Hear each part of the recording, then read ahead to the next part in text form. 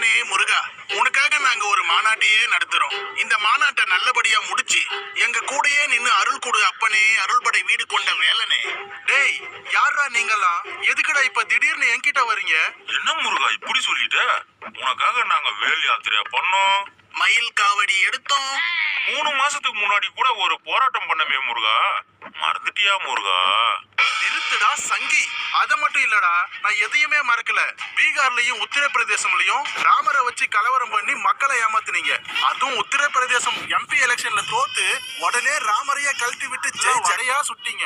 ஆந்திராவுல திருப்பதி லட்ட வச்சு கலவரம் பண்ணீங்க. இவ்வளவு ஏன் கசின் ஐயாக்கே விபூதி அடிச்சீங்களேடா. என்ன நம்ம மொத்த வரலாறையும் கரெக்டா சொல்றாரு முருகரு. இப்படி ஒவ்வொரு மாநிலத்துக்கும் ஒவ்வொரு கடவுளை தேர்ந்தெடுத்து மத கலவரம் மூட்டி விட்டு அதுல அரசியல் பொழப்ப ஓட்டுற சங்கிங்க நீங்க.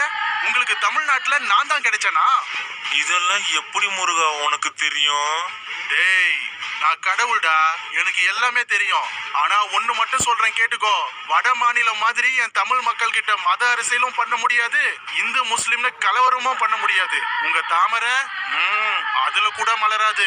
ஓடுங்கடா சங்கிங்களா, இல்ல வேலை எடுத்து வாயிலேயே சொருகிடுவேன். ஓடுங்கடா.